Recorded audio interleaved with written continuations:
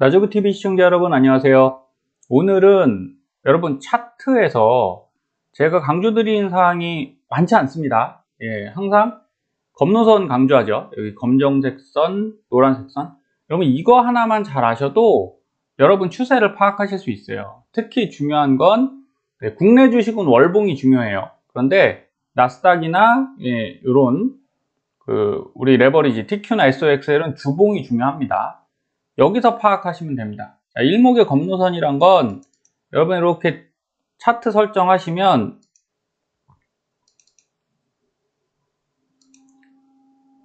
자 일목균형표 나오죠.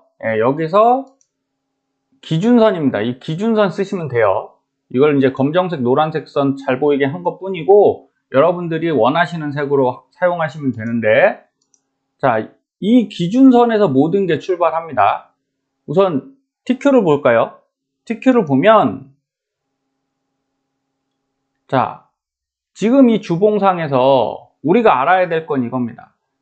여러분 하락할 땐 어디라고요? 이 검노선을 깨면 하락이에요. 그러니까 이때는 웬만하면 주봉이니까 이렇게 일봉상 이 슈팅이 나온 거죠. 돌파를 시도했지만 결국 돌파를 못했다. 그리고 나서 여기 하단 쭉 타고 내려오죠. 그래서 검노선 아래쪽에 있을 때는 웬만하면 공격적으로 매수 안 하시면 됩니다. 그리고 결국은 지금 검노선 돌파했죠. 주봉상. 자, 이 흐름이 중요한 거잖아요. 그러면 검노선 돌파가 된 시점부터가 여러분 반등이 일어나는구나 생각하시면 돼요. 어렵지 않잖아요. 굉장히 쉽습니다. 그래서 3월 달부터가 반등이 일어난 거예요. 그러니까 일봉상 이걸 일봉으로 보면 굉장히 복잡해지거든요. 여기가 8월이니까 여기부터 본다고 쳐도 일봉상 검노선은 어떻습니까? 올라갔다가 내려갔다가, 그죠? 올라갔다가 내려갔다가 정신 없습니다. 그러니까 차라리 주봉상 딱 보셔서 여기가 추세가 시작되는 거라고요. 반등이 시작되니까 요 근처에서 돌파할 때 이게 하루가 아니거든요. 충분히 시간이 많이 있어요. 그러니까 차근차근히 분할 매수 하시면 올라간다. 이렇게 보시면 되는 겁니다. 그래서 여러분이 추세 파악할 땐 뭐라고요? 미국장은 검노선의 주봉, 이것을 반드시 파악하셔야 됩니다. TMF 볼까요? 제가 이전 방송에 저희 이제 애청자님들은 보셨을 거예요. 결국은 똑같습니다. 내려가서 검노선 깼죠, 여기서. 그러니까 곧 올라갈 거다 뭐 이런 얘기 할 필요가 없어요. 주가는 올라와야 올라오는 겁니다. 그래서 계속 내려왔죠. 반등은 시도하죠. 근데 못 가요. 검노선을 못 가고 내려오고, 여기서도 어떻습니까? 검노선 돌파하려고 올라갔다가 돌파 못하죠. 이게 만만한 일이 아니에요. 내려왔다가 또 돌파하려고 했다가 내려왔다가 결국은 돌파했습니다. 그래서 지금은 어떻다? 반등 구간인데 깼죠. 깼으니까 지금 막판 안 좋은 겁니다. 막판 안 좋고, 그런데 이게 계속 하락한다? 그렇게 보지 않는 거예요. 이유는 이건 검노선만 갖고 볼 수는 없어요. 대신 여기 보시면 여기 옥색이, 옅은 옥색이 나왔죠? 이게 제가 그린존이라고 부르는 상승 시그널입니다. 그리고 여기 반등 화살표 떴잖아요. 그러니까 이제 막판 거의 이제 바닥 다지고 다시 올라갈 수 있는 확률이 높다. 이렇게 보시면 됩니다. 그럼 제일 중요한 지표가 주봉상 이 검노선이다 이거예요. 그래서 제가 이전 한 달 반 동안도 TMF가 하락 추세로 갈 수 있다. 지금은 반등하지 말씀드렸는데 결국 하락 추세 가잖아요.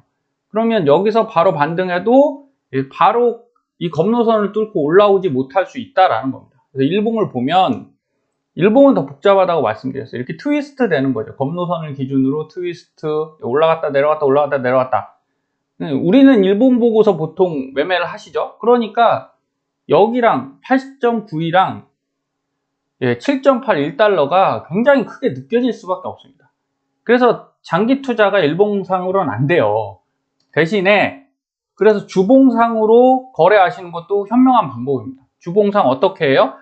여기 보시면 여기 점점점 녹색 점 보이시죠? 결국은 여기를 닫고 교집합이잖아요. 1차 이 녹색 선을 쭉 닿아야 됩니다. 그럼 한 번 닿냐? 그렇지 않아요. 한 번 갔다가 올라왔다가 다시 갔다, 보통 3번 갑니다. 그리고 나서 검노선을 뚫어야 된다는 거예요. 여기 밑으로 충분히 내려왔고 여기 하단색 뭐 녹색은 아니죠. 예, 풀색이죠. 짙은 풀색 같은 여기 밴드 닿았죠. 이러고 나서 반등이 일어나니까 결국은 어느 정도 위치를 하락을 한 이후에 반등이 일어난다. 그리고 검노선이 돌파되면 야, 이제 상승으로 갈 수 있구나. 그렇다고 바로 가는 건 아니지만 어쨌든 이거 상승 갈 수 있다는 거죠. 예, 그래서 이렇게 천천히 분할 매수 하시면 주봉상에선 급할 게 없다라는 겁니다. 상승 구간에서도 이건 SOXL로 말씀드릴게요. 속슬도 주봉 보면 어때요? 이전 방송에서 말씀드렸듯이 여기 보시면 제가 여기 지지해야 된다고 말씀드렸었어요. 지지를 했잖아요. 그쵸? 내려와서 검노선 뚫고 올라갔다가 다시 내려왔다가 다시 올라갔는데 지지를 지금 하는 모양이라는 거죠. 그러면 반등을 할 수 있겠죠? 반등을 할 수 있는 상태니까 여러분 지금 나쁜 포지션은 아니에요. 그런데 더 중요한 게 하나 있죠. 더 중요한 건 좀 이따 말씀드리겠습니다. 자, 그래서 지금 이렇게 올라가고 있는 거고 얘가 이 고점을 뚫어줘야죠.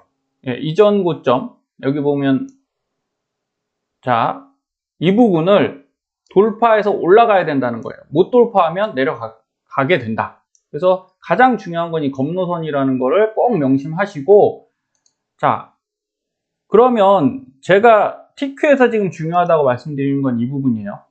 여러분 우리가 주봉상 TQ를 보면 사실 여기랑 코로나 때 이전 고점이죠. 여기랑 여기가 지금 동일하죠. 그래서 많이 내려왔구나 이렇게 생각하시는 분들이 꽤 많습니다.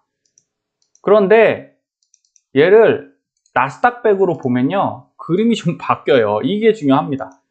이거를 놓치시면 안 돼요. 동일했죠 위치가. 자, 나스닥백 주봉입니다.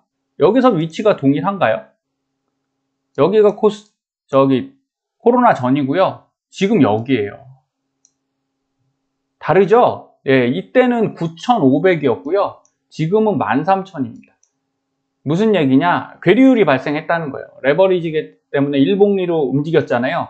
그래서 더 많이 빠진 것 같이 보이지만 사실은 미국은 아직은 고점이다. 이게 문제라는 거죠. 그래서 더 중요한 거는 이걸 말씀드리는 거예요. 그래서 차트 패턴에서 공부를 해야 된다고 말씀드렸잖아요. 자, 1차 상승, 2차, 3차, 3파 상승이라고 하죠. 그리고 나서 내려왔는데 결국 여기 바닥 다지고서 다시 상승을 했죠. 상승을 해서 어디까지 왔습니까? 지금? 여기까지 딱 왔단 말이에요. 그러면 이 위치가 고점 대비 저점, 여기 고점 대비 저점이죠. 여기에 중간선 근처까지 왔기 때문에 14,000 정도를 돌파하면 상승인데 여기서 부딪힐 확률이 매우 크다. 그러면 어떻게 되는 건가요? 다시 하락으로 갈 수가 있다. 이게 되게 중요한 부분인 거예요. 그래서 지금 올라간다고 물론 올라갔기 때문에 저도 지금 매수를 하고 계속 익절하고 이렇게 다시 재매수하고 익절하고 재매수하고 뭐 이러고 있습니다. 굳이 투자자 입장에서 올라가는 거를 빨리 뛰어내릴 필요는 없어요. 그런데 이 선을 못 뚫으면 14,000 나스닥백에서 14,000을 못 뚫으면 하락할 수도 있겠구나. 이거를 꼭 명심하셔야 된다는 겁니다.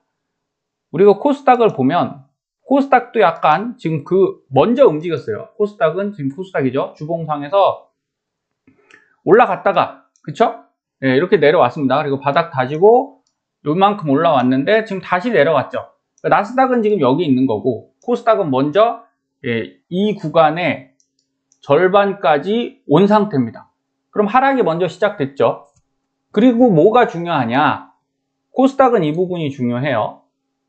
지금 2차 전지가 깨지면서 다른 쪽으로 올라가고 있는데 자, 이거 몇 개 좀 지우고 다시 설명드리겠습니다. 자, 이렇게 되면 상승을 했고 다시 밀렸단 말이죠. 그러면 이 폭을 볼 때 이전 고점이에요. 이전 고점과 요 폭, 그 다음에 요 폭이 비슷하거든요. 그러면 지금 760선, 760에서 770선에서 지지를 받아줘야 돼요. 여기서 지지를 받아서 이렇게 반등을 해줘야 됩니다. 만약에 이게 깨진다 그러면 이렇게 다시 내려가겠죠.